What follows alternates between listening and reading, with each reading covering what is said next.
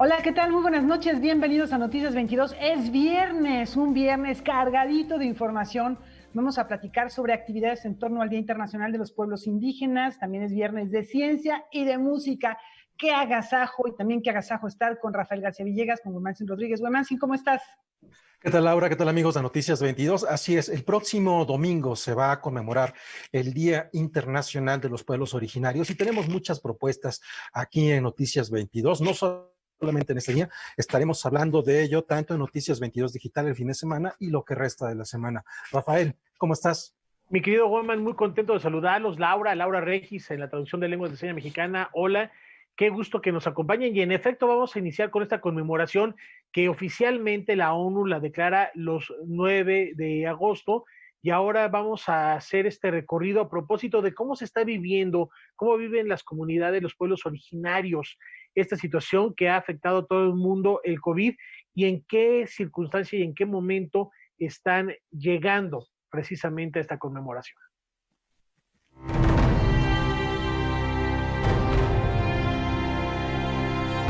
Desde el foro permanente, algo que hemos estado platicando y que, bueno, se ha insistido bastante, es el invitar a los gobiernos, el proponerle más bien a los gobiernos, a los estados, que puedan pensar en la creación de un fondo para los pueblos indígenas.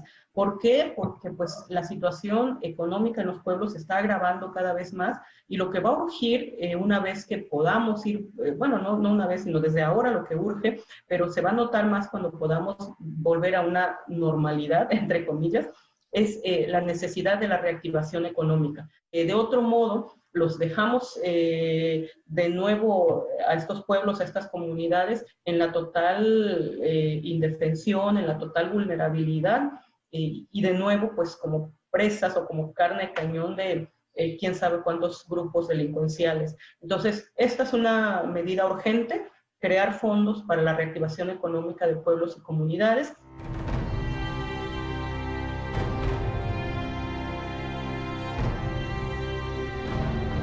Lo que ha venido a revelarnos es pues esta gran brecha que hay de los pueblos indígenas entre el resto del mundo, ¿no? Porque, pues bueno, según la ONU, en el mundo estamos alrededor de unos 476 millones de indígenas. Se habla de que somos un 5% de la población, pero lo que vemos es que no estamos en las mismas condiciones que el resto de las poblaciones, ¿no? Porque lo notamos mucho en algunos temas, entre ellos pues, los que acabas de mencionar, ¿no? Salud, educación. En el tema de salud, pues se está haciendo muy obvio que no estamos teniendo los accesos al sistema de salud, porque de por sí ya había una carencia en las poblaciones, ¿no? O sea, hay una ausencia estructural de atención a los pueblos indígenas. Entonces, no hay esta infraestructura en los estados, en las comunidades, que permita que haya un fácil acceso al sistema sanitario.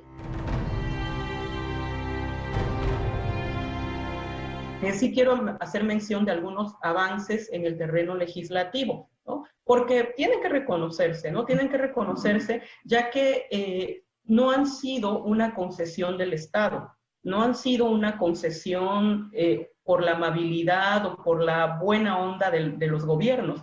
Ha sido la exigencia, la demanda y la pelea frontal de la población indígena, ¿no? ¿Cuáles han sido estos avances? Por un lado, pues el reconocimiento de la población indígena en el artículo 2 constitucional, ¿no?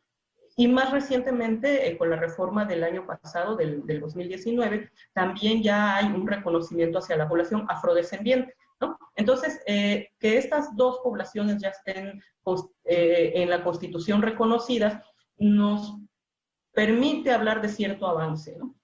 Al menos en los papeles, al menos en las leyes. Lo que ha sido muy difícil es aterrizarlo en la realidad. Hay otro paso avanzado que me parece importante mencionar, que es que desde el 2003 se pudo lograr la Ley General de Derechos Lingüísticos de Pueblos y Comunidades Indígenas. Aquí vemos ya los atorones, ¿no? Todavía no se ha conseguido del todo que podamos en todo el sistema de salubridad contar con traductores para la población indígena, también para los procesos legales, jurídicos. Buena parte de presos o presas indígenas lo están porque no tuvieron acceso a traductores, lo están por un proceso mal llevado de no reconocimiento de su lengua, ¿no? Bueno, y es que como acabamos de escuchar, no es la misma situación que viven los mexicanos de pueblos originarios que los mexicanos que vivimos en ciudades como por ejemplo la Ciudad de México. Hay grandes diferencias y hay temas que también son fundamentales para entender y tratar. Uno de ellos tiene que ver con educación y el otro con la seguridad.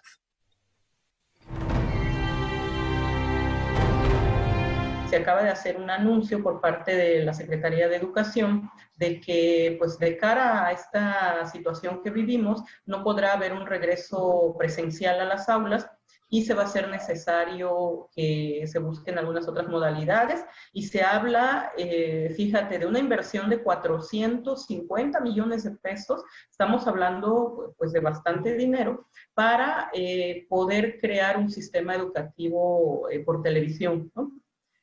Entonces, esto de nueva cuenta viene a manifestar esta gran diferencia, ¿no? Yo creo que lo que está ocurriendo con esta propuesta es que se acentúa la brecha entre poblaciones indígenas y no indígenas. Tenemos estados súper golpeados, vuelvo a los del sur, ¿no? Como Chiapas, Oaxaca, Guerrero, Michoacán, por mencionarte algunos, donde hay buena parte de la población indígena que han movilizado por diferentes cuestiones o medios y pues que han tenido una respuesta bastante represiva desde el Estado, ¿no? Eso es por un lado. Pero por el otro lado, tenemos también que las condiciones de pobreza de estas comunidades indígenas las han hecho presa de otros sectores como el narcotráfico, como la delincuencia organizada, la trata de personas. Entonces, estamos hablando de temas duros, de temas fuertes, pero que son una realidad en nuestros pueblos y comunidades indígenas. Y justo ahora en la pandemia lo volvemos a notar. Ya era muy evidente cómo llegan y se llevan a las niñas, cómo llegan y se llevan a los niños para la explotación laboral, para la explotación sexual. A veces esto se vuelve la única alternativa para muchas comunidades y le tienen que entrar a veces por la economía, muchas veces también por la intimidación, por las amenazas y porque no ven algo más, ¿no? Es decir, el Estado no ha sido capaz de ofrecerles otras alternativas, pero el Estado tampoco ha sido capaz de ofrecer a los pueblos indígenas la seguridad necesaria para que se pudiera decir no a algunas propuestas, ¿no? Yo creo que sí, tenemos que apelar a la solidaridad de todos, a la empatía de todos, porque estamos en una misma casa, ¿no? Es decir, no hay un México diferente para indígenas y un México diferente para los no indígenas.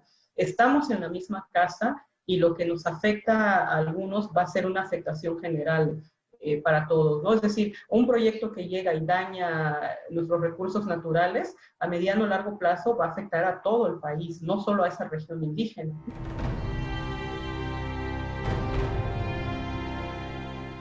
Bueno, pues es importante lo que acabamos de escuchar. Se están visibilizando muchos de los conflictos, de los problemas, de las fragilidades de estas comunidades. Afortunadamente, como ya decía Irma Pineda, hay leyes, hay legislación que está avanzando y también la legislación al final de cuentas es educativa, también hace que la gente retome ciertas ideas que tienen en torno a los pueblos originarios. Y a propósito de esta celebración, el INALI nos invita a la 4ª edición de la Feria de Lenguas Indígenas Nacionales.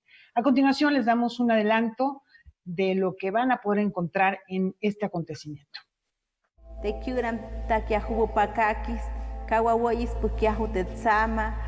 Hacer visible el carácter multilingüe de México es la esencia de la Feria de Lenguas Indígenas Nacionales, que este año tendrá un escenario virtual. El programa incluye actividades académicas, culturales, mesas de trabajo, conciertos, obras y talleres que se extenderán del 9 de agosto al 25 de noviembre y entre las novedades se encuentra un acercamiento especial al mundo de la historieta en estas lenguas.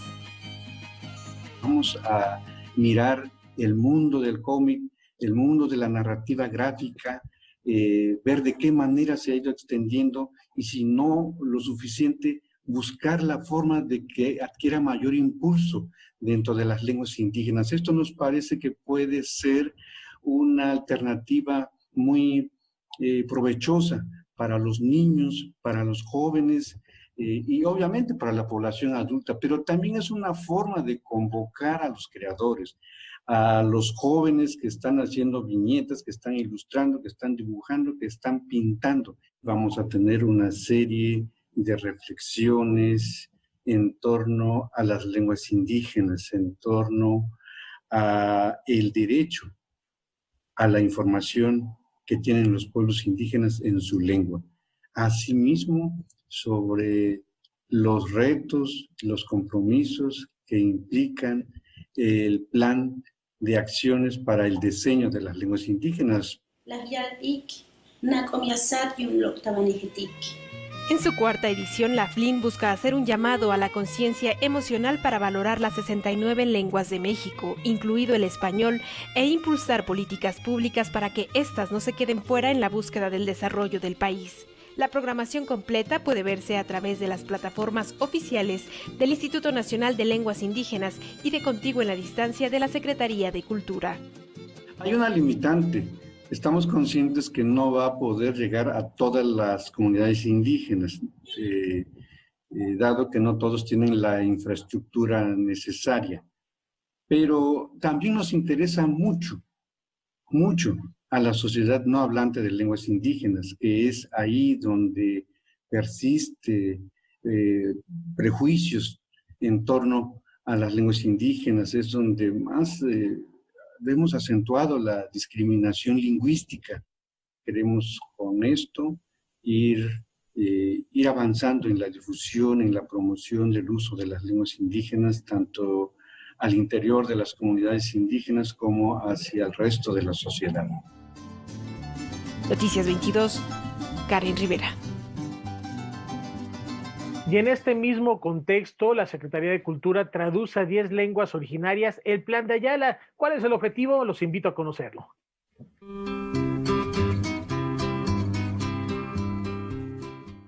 El Plan de Ayala fue firmado el 25 de noviembre de 1911 y promulgado el 28 de noviembre del mismo año.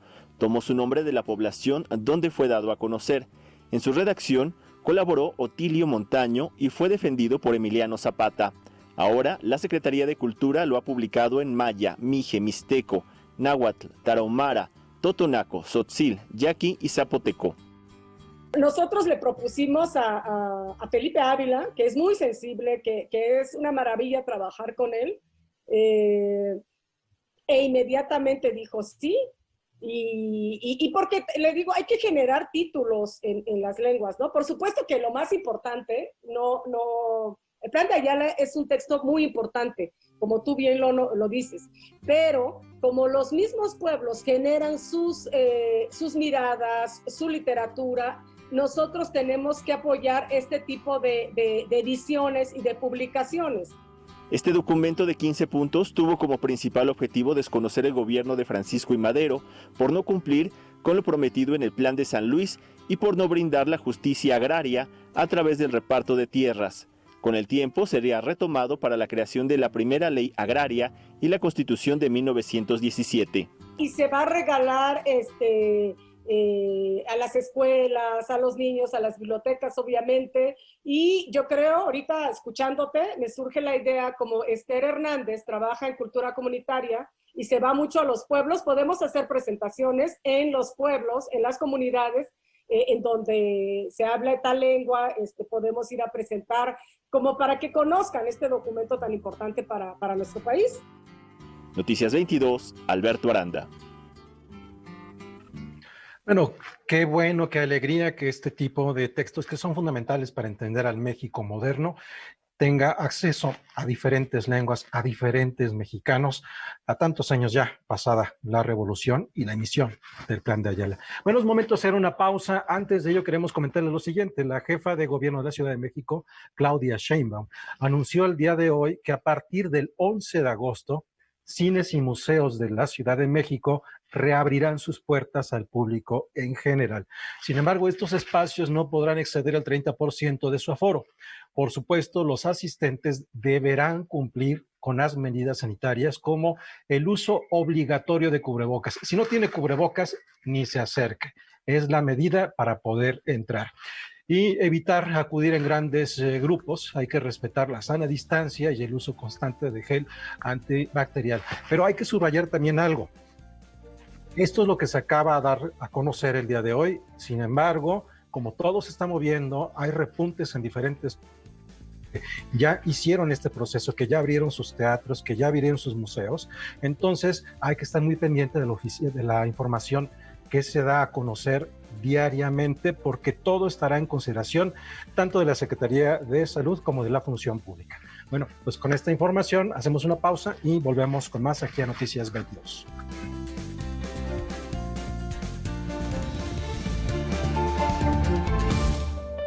Nuestro protagonista será el flechazo, ese amor intenso que llega de improviso. Yo tengo esta máquina, que es un detector del amor. Y cuando ustedes han pasado, me ha dicho que ustedes están muy enamorados. A jugar por... Es una cuestión de piel, se siente. Enamoramiento, nuevo capítulo. Ramón Jenner presenta Esto es Arte, Series Estelares, sábado, 21 horas. Tu INE es tu identidad. Con ella ejerces derechos y es necesaria para realizar trámites. Por eso, mientras las condiciones de salud lo permitan, algunos módulos del INE darán servicio solo con cita. En una primera etapa entregarán credenciales previamente tramitadas y posteriormente se ofrecerán otros servicios. Agenda tu cita en INE.mx o en INETEL 800-433-2000, donde también podrás consultar protocolos y fechas. Contamos todas, contamos todos. INE.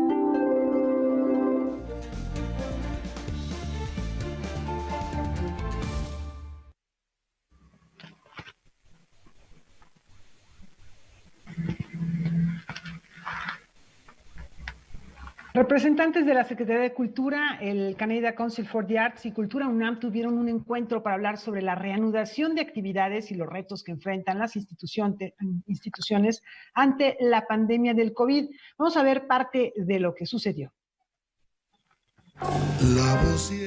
Con un espectáculo en vivo transmitido vía streaming, Ibrahim Ferrer Jr., el hijo del vocalista del Buena Vista Social Club, nos invita a vivir a través de la música una noche en La Habana. Es una noche en La Habana. Es una forma para que la gente que no conozca Cuba o que no conozca La Habana vea cómo es el movimiento cultural de la noche en La Habana. Entonces, donde se mezcla el folclore con lo tradicional, con el jazz, con el bolero, con el danzón, con el son fundamentalmente, y la gente interactúa con el músico o el músico interactúa con el público, ¿no? El evento se transmitirá este viernes 7 de agosto en punto de las 20:30 horas desde el Pepsi Center de la Ciudad de México. Es un formato en vivo donde tengo invitados, artistas mexicanos o músicos mexicanos y músicos cubanos. También tengo artistas cubanos también, que es Argelia Fragoso. Es una cantante... Para mí, yo creo que es una de las mejores voces que ha tenido Cuba. Y tuve la suerte que también me la encontré acá y también la agarró con la pandemia también. Y digo, bueno, mira, Angelita, vamos a hacer algo. En estos tiempos de aislamiento en que los espectáculos musicales en vivo han desaparecido, la música cubana viene a levantar el ánimo. Con todo el lío de la pandemia, que no podemos movernos para ningún lado, no podemos hacer nada, todo está cerrado.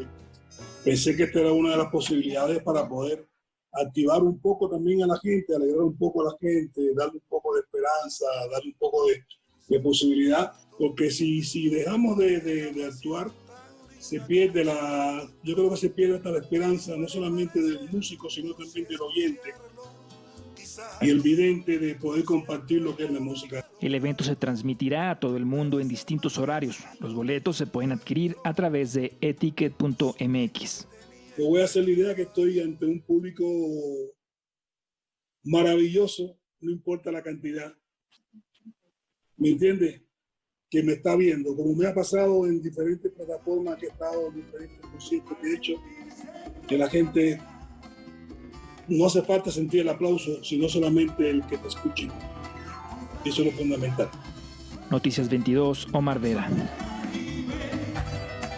Bueno, esto también pasa en el continente, un poquito más al sur, estamos ahí en Cuba y vale la pena, tienen 10 minutos para entrar y disfrutar de este gran concierto de Ibrahim Ferrer. Y ahora sí, lo que anticipaba ya Laura Barrera, este encuentro que les anunciamos aquí entre México y Canadá, precisamente para ver cómo la cultura de estas naciones va a navegar de lo que quede de la pandemia.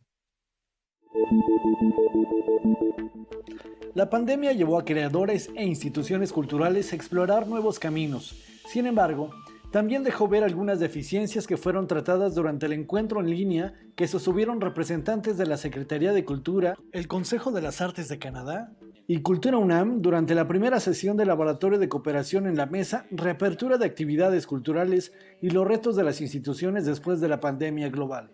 Yo diría que nuestros retos actualmente es cómo gestamos, digamos, una dinámica mucho más activa, propositiva en este mundo híbrido con la comunidad artística de entrada, que son, pues, es un sector vulnerable, es un sector que está sufriendo, que está padeciendo, digamos, los efectos de la crisis incluso económica que esta crisis sanitaria nos ha impuesto. I think what the problem is right now is more how do we sustain all that? How do we make sure that people can work and make a living out of their cultural work?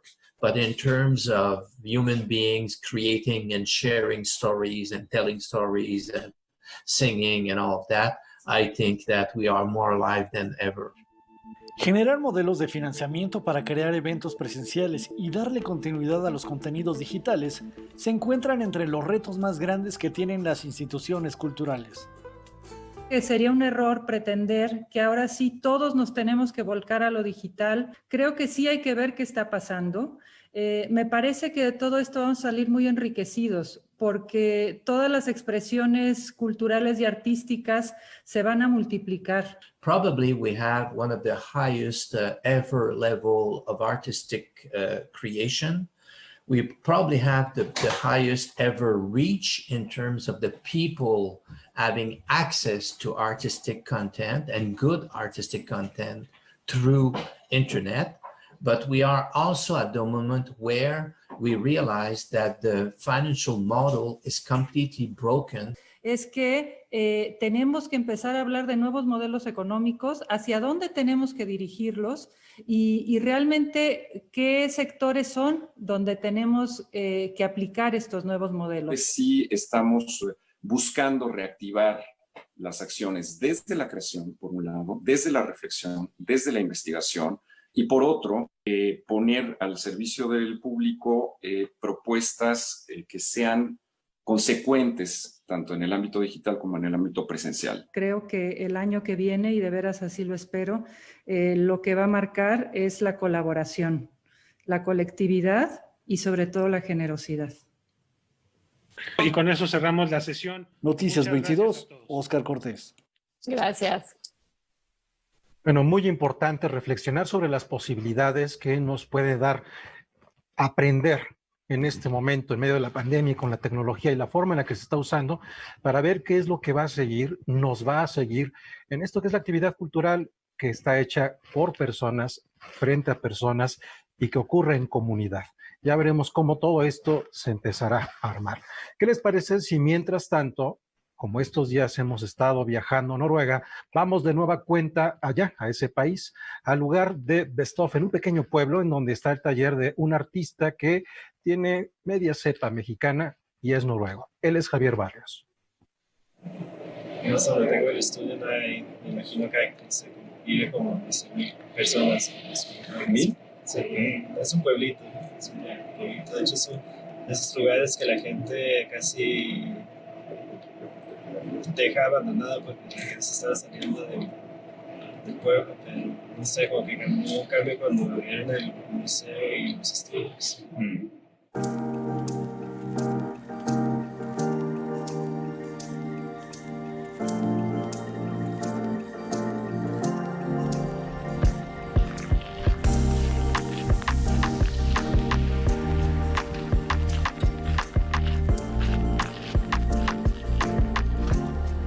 gusta de estar aquí es la tranquilidad que llegas, no hay nada para trabajar.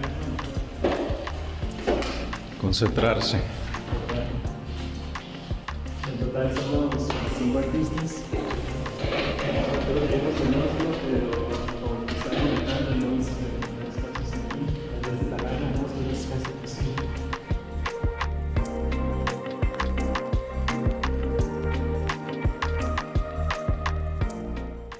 Y empecé a estudiar arte cuando tenía 20 años. Empecé en Guanajuato, en México, y me regresé a Noruega y empecé mis estudios aquí. Por el momento estoy trabajando en 3 proyectos diferentes. 2 de ellos son para escuelas, que son comisión públicas.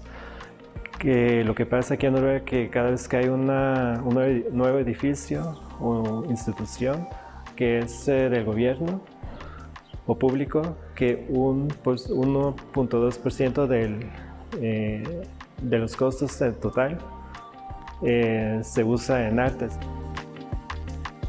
Estoy trabajando con óleo. Estoy pintando sobre plástico de plexi. Y esto va a ser parte de una instalación en el techo, en una escuela, donde la pintura va abajo, en el techo, y arriba otra vez va la luz. Así que es como un lightbox colgando del techo. Pero voy trabajando así por secciones. Cada sección tiene su propio color.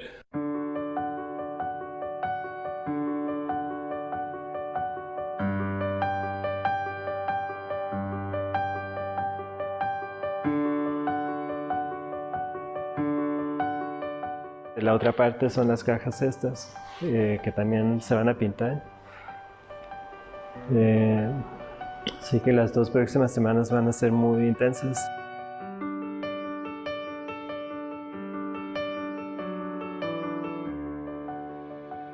Sí, esa es la otra comisión, que para la comisión de la escuela de preparatoria, que también es un techo. Y es un techo que cubre 400 metros cuadrados, donde estoy combinando dibujo y pintura. Así que estoy pintando sobre las planchas blancas que van en el techo. Por ejemplo, esta es una sección donde voy dibujando las líneas. Como ves, todo está numerado y al final es un rompecabezas grande. No, esto es pinturas que estoy experimentando más que todo, que he estado experimentando en una técnica donde aplico la pintura y la pintura se va mezclando se mezcla con unos químicos y poco a poco le voy quitando. Así que lo que está pasando es que la pintura se va secando por partes, y cuando voy quitando poco a poco con terpentina, voy quitando un poco de la capa, pero también en otras partes se va quedando en la textura.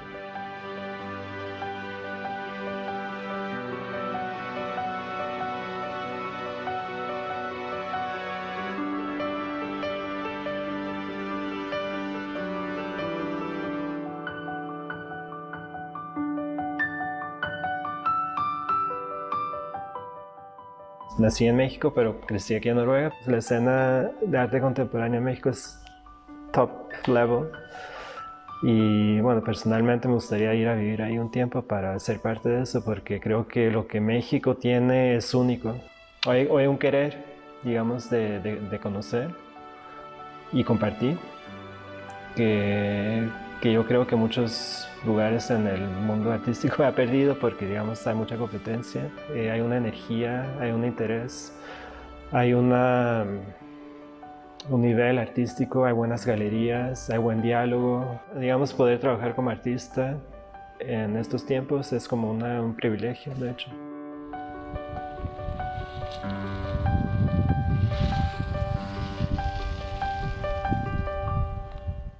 Huemán sin Rafa, pues Javier Barrios no se la pasa nada mal. Qué estudio, qué a gusto se ve que está en este lugar de Fosen, que dice, bueno, Es un pequeño pueblito, pero bueno, pues qué ganas de estar allá. No está nada feo por allá, por lo que se ve. Y bueno, pues la obra, imagínense, dice inspiración, es una obra muy matérica, muy telúrica, podríamos llamarlo así, y cómo no, con esa naturaleza rodeándolo, de verdad que a gusto, es lo mínimo que se puede decir. Él estuvo exponiendo en la Galería Ronis hace un par de años. Exactamente. Interesante, es un artista bastante conocido en México. Y bueno, él quisiera venir para acá, pero bueno, dice Rafael, no, mejor yo le cambio el lugar. No, vamos, si quiere venir, intercambiamos, yo le quiero su casa, que se venga para acá. En fin, habrá que esperar. Y antes de la pausa, Laura, tenemos una recomendación que hacer a los amigos del auditorio. Efectivamente, porque en Debate 22, Álvaro Cueva va a estar platicando con Maite Perroni, con Verónica Velasco y Leticia López sobre la serie de Netflix que está causando furor, Oscuro Deseo. No se lo pierdan, 9 de la noche, al término de Noticias 22. Volvemos.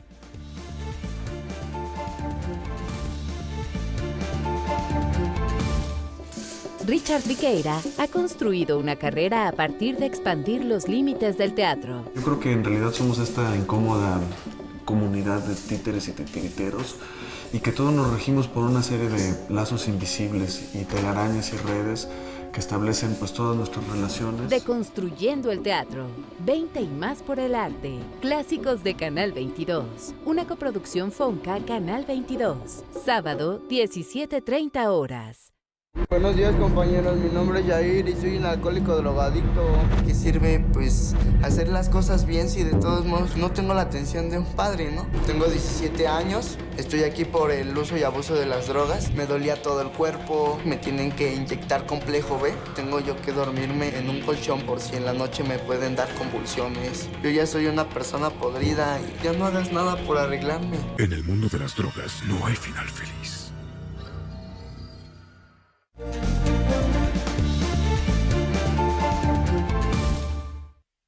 Viernes de Ciencia, Karen Rivera nos tiene una propuesta muy interesante, guantes y mascarillas inteligentes. Vamos a ver de qué se trata.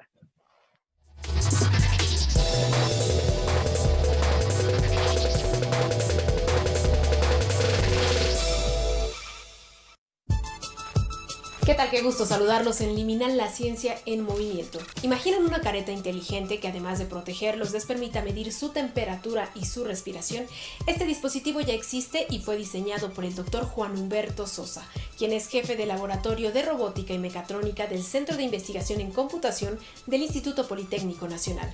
El investigador también diseñó un guante que permite medir la saturación de oxígeno en la sangre y el ritmo cardíaco. Ambos objetos buscan ser un sistema de monitoreo a distancia para pacientes con COVID-19. Vamos a conocerlos.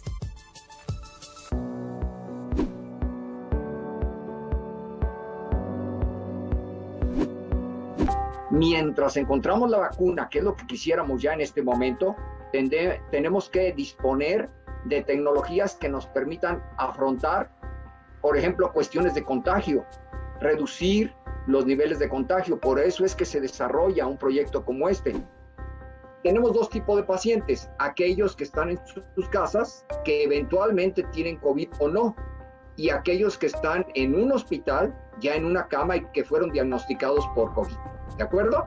Entonces, al separarlos en eso, derivamos un kit que, con variaciones que se puede usar ya sea en la casa o en un hospital. Hablemos primero del hogar. En el hogar, una persona va a estar usando una careta que tiene sensores. Tiene un conjunto de sensores que miden temperatura, miden capnografía, esto es la manera en que una persona respira, mide también, por ejemplo, frecuencia cardíaca, puede medir frecuencia respiratoria. La careta irá acompañada de un guante que contiene sensores en su interior para medir la saturación de oxígeno y la frecuencia cardíaca. Funcionan de la siguiente manera. Una vez que la persona se coloca estos dispositivos y los enciende, los sensores iniciarán su sistema de monitoreo y enviarán la información a un dispositivo móvil que puede ser el del usuario. A su vez, este dispositivo móvil exportará los datos a la nube.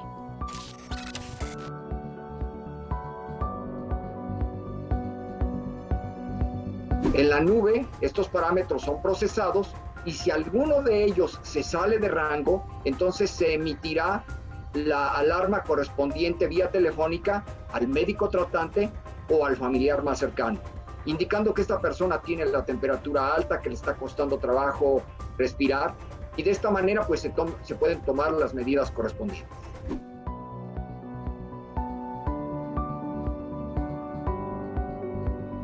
En un hospital, este kit no toma la forma de una careta, más bien se trataría de un conjunto de sensores que están cerca del paciente y que lo están monitoreando 24 horas al día. Serían las mismas variables.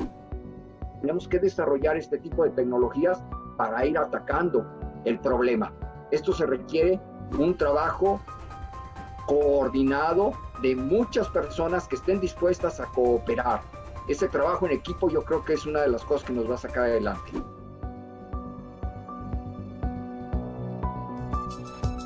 El proyecto se encuentra en etapa de consolidación. Una vez que se tengan los materiales necesarios para construir tanto guantes y caretas, los alumnos del Instituto Politécnico Nacional y del Tecnológico de Estudios Superiores Ecatepec desarrollarán los módulos que estarán listos en aproximadamente 8 semanas para ser probados en hospitales y en hogares. Y es importante resaltar la colaboración de empresas privadas para desarrollar de manera masiva estos dispositivos. Hasta aquí la información.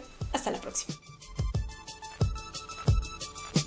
El pasado 29 de junio se cumplieron 120 años del nacimiento de Antoine Saint-Exupéry, el autor de este maravilloso libro, Le Petit Prince. Y bueno, hay una versión teatral que pueden ver en línea desde casa. Nivada presenta.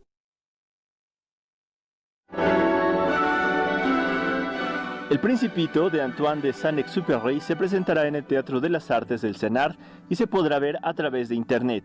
Y estamos dándole un enfoque retrofuturista a este Principito, pensando que si el Principito se encontraba en un asteroide y tenía que viajar de asteroide en asteroide, pues ¿cómo lo haría, no? Y bueno, inicia todo con un piloto dentro de una cámara de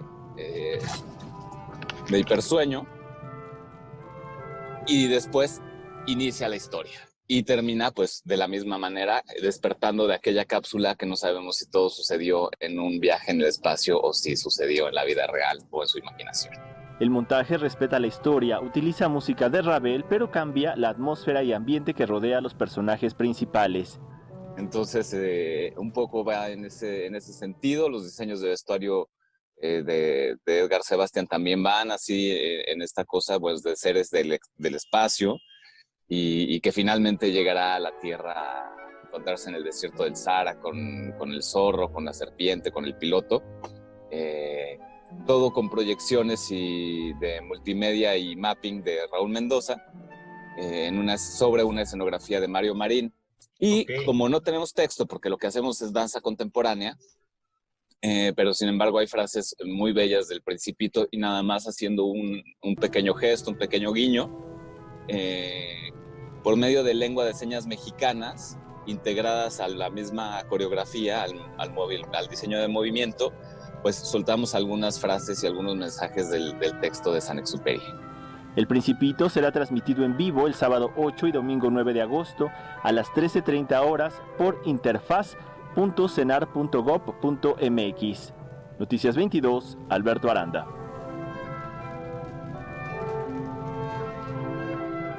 Bueno, pues en este caso se cumplirá la famosísima frase del Principito: solo se ve bien con el corazón, lo esencial es invisible para los ojos. Así que hay que ver con el corazón esta puesta en escena en línea. El fin de semana hay estas dos posibilidades. Algo que también se va a poner muy, muy bien es este encuentro entre dos divas. Susana Zabaleta, imagínense, con Regina Orozco van a estrenar Andan Sueltas, buena, divertida propuesta musical que vamos a disfrutar a través de la plataforma Mi Show. Conozcamos todos los detalles.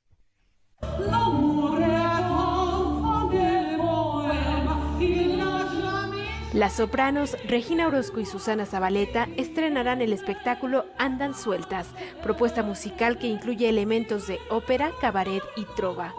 Por primera vez, las también actrices utilizarán la plataforma de streaming Mi Show, que tiene la capacidad de transmitir simultáneamente a más de 10 millones de usuarios en 88 países y busca ser un espacio de difusión para presentaciones artísticas en vivo.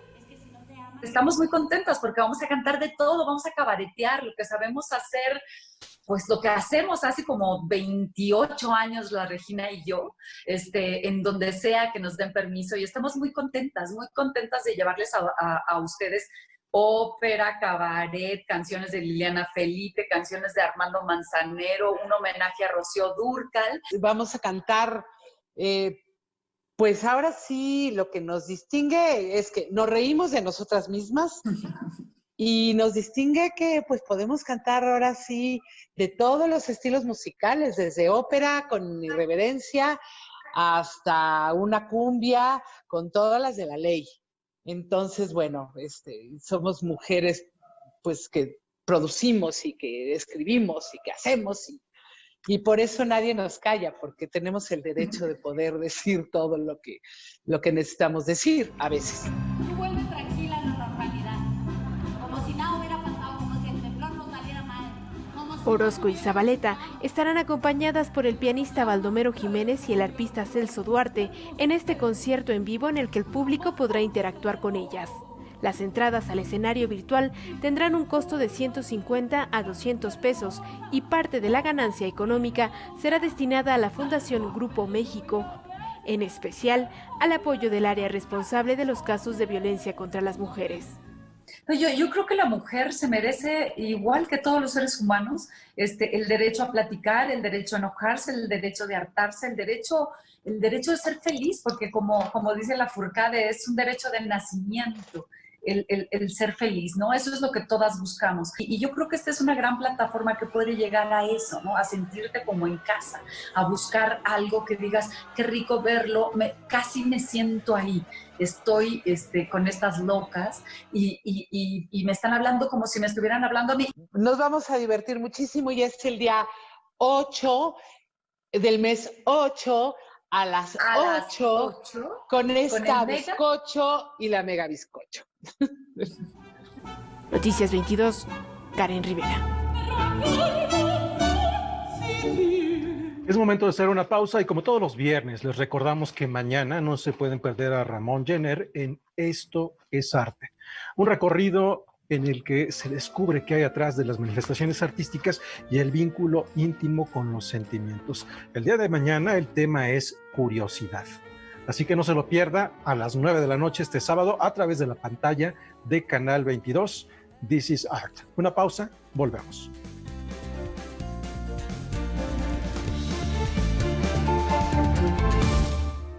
Carlos Miguel Prieto, director artístico. Jorge Federico Osorio, piano. Obertura para Las criaturas de Prometeo. Sinfonía número 5 y concierto número 2 para piano.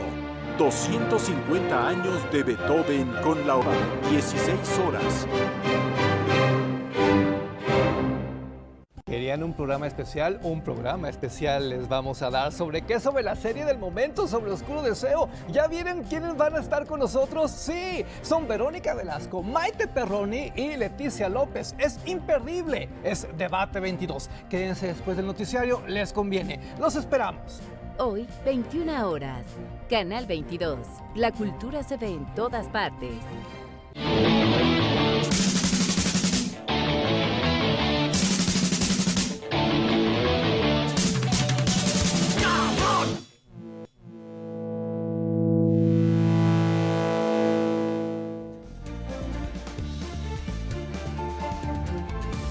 Eso. Continuamos en Noticias 22 y esto es no por otra cosa más que para poderme quitar el sombrero y presentar al maestro Juan Arturo Brena.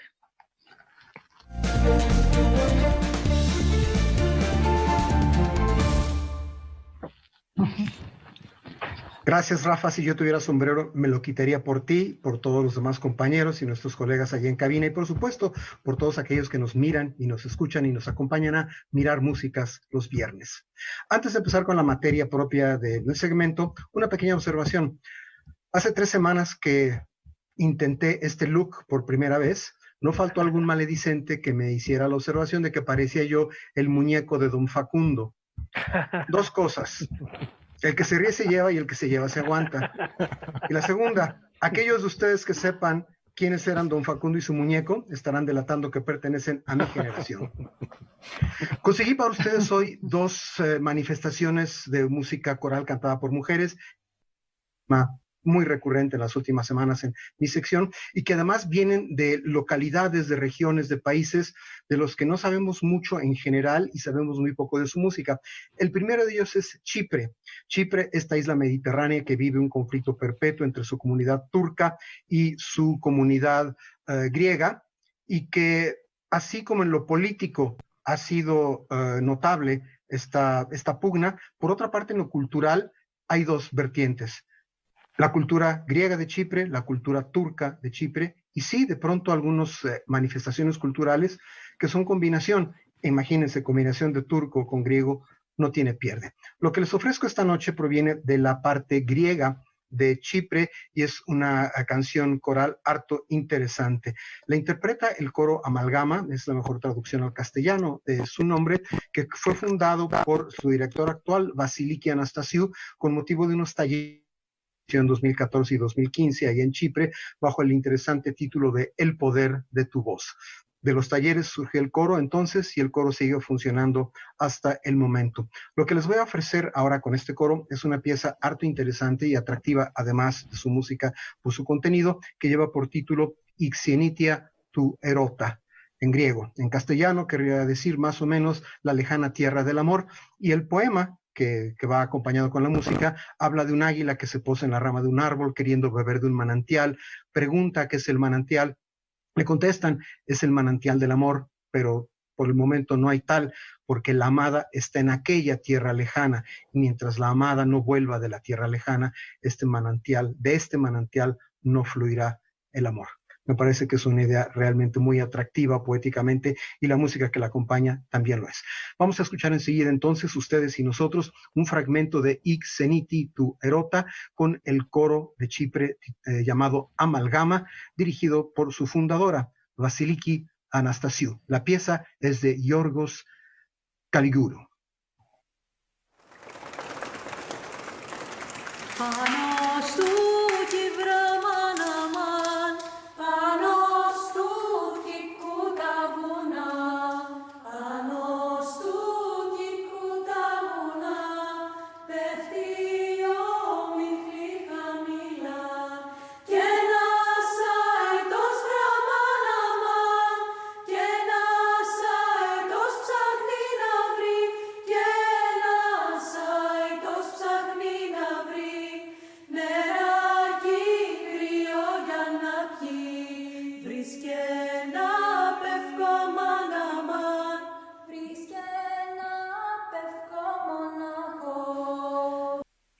Bien, esto fue entonces esta canción griega de Chipre o greco-chipriota con el coro Amalgama dirigido por Vasiliki Anastasiou, por Yorgos Kalogiru. El título de la pieza, Ixenitia tu erota, la lejana tierra del amor. Y de Chipre los invito a que me acompañen a Letonia. De aquellos rumbos sabíamos muy poco de las exrepúblicas soviéticas hasta que finalmente la Unión Soviética implotó, y entre las muchas cosas, muchísimas que nos enteramos, es que las exrepúblicas soviéticas tenían manifestaciones musicales bellísimas de las cuales jamás habíamos tenido idea. En particular, las tres repúblicas bálticas resurgieron para el mundo con tradiciones musicales súper interesantes. En el caso particular de Letonia, además de mil otras cosas, les puedo decir, Letonia nos ha dado una enorme soprano, que es Kristina Opolais, una enorme mezzosoprano, que es Elina Garancha, un grandísimo director de orquesta, que es Andris Nelsons, y un compositor realmente interesante e importante, que es Peteris Vasks. Aquí haría yo la pequeña aclaración de que Letonia y Estonia han surgido musicalmente al mundo con fuerza particular y sin embargo todavía no hemos acabado de enterarnos de qué está pasando musicalmente en Lituania, y esto es un caso interesante. Bueno, el asunto es que en el año de 1999 la profesora de dirección coral Mara Marnauza fundó allá en Riga, en la capital de Letonia, un coro, el coro femenino Balta, y se ha hecho famosísimo este coro por su calidad intrínseca, pero también por el hecho de que se la ha pasado desde entonces recorriendo el mundo asistiendo a cuanto concierto coral hay, y hasta lo último que pude enterarme ha ganado una docena de importantes premios en importantes concursos corales. Voy a terminar el programa ofreciéndoles un fragmento de una de las piezas más hermosas que encontré de este coro femenino Balta de Letonia, que lleva por título Famine Song, la canción de la hambruna. El compositor es Matthew Culloton y se refiere en su texto de manera muy específica y lo comenta con una emoción particularmente intensa a la hambruna que duró muchos años en Sudán, allá en la década de los 1980. Vamos a escucharlo entonces y con esto me despido solamente diciéndoles que van a ver al principio de la pieza un letrero en la parte superior aparentemente ininteligible. No lo es, quiere decir simplemente 48º concurso coral de Tolosa. Está en euskera. No se preocupen. Vamos a escuchar al coro Balta con esta canción de la hambruna de Matthew Culloton. Gracias a todos en cabina, en sus casas. Gracias a quienes nos ven y nos escuchan. Adiós. Disfruten la música. Nos vemos el viernes. Gracias. Buenas noches. Buenas noches.